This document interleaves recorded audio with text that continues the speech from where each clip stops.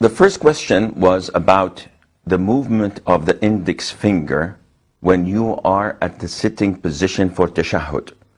Now, the Prophet said, ﷺ, pray as you have seen me pray. Prophet of Allah, I did not see you pray. I wasn't present. But your companions, may Allah be pleased with them, they have given us the knowledge and they have described your prayer. So this means that in order for me to pray as the Prophet ﷺ prayed, I have to go and read and learn from the companions who described this. And when we go to this issue, I find that we have two hadiths. One was narrated by Abdullah ibn Amr ibn Zubair, Abdullah ibn Zubair ibn al-Awwam. May Allah be pleased with him. He is the son of Zubair ibn Awwam, who is the cousin of the Prophet ﷺ, and his aunt was also the wife of the Prophet ﷺ, which is Khadija bint Khuwaylid. May Allah be pleased with her. Abdullah ibn Amr, Abdullah ibn Zubair ibn Awam, his mother was Asma bint Abi Bakr. He reported, and the hadith is in the Sunan, that the Prophet, whenever he sat down for tashahhud, he used to point his index finger and he would not move them. He would not move it.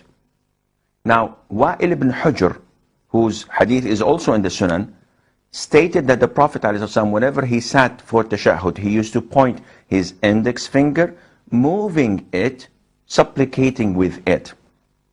So the scholars differed. Some of them did not realize this movement and said there has to be a logical explanation. So some of them said yes, he moves it by saying it once, La ilaha illallah. When he comes to Ashhadu an la ilaha illallah, and goes back again to normal. One says that no, you have to do it twice. Ashhadu an la ilaha illallah wa ashhadu Muhammadan abduhu wa rasuluh. One said no, you have to point without moving. Others say you have to point up and down. So they have different opinions. And which is the most authentic?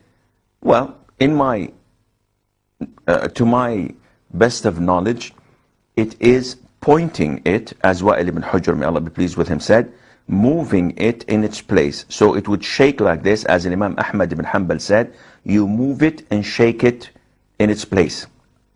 What is the point of it? The Prophet told us in another hadith that moving it is so hard on the devil as if you are throwing the devil with fiery stones. It's very bad on the devil because it is a sign of concentration, and your mind is set on knowing and concentrating on what you say.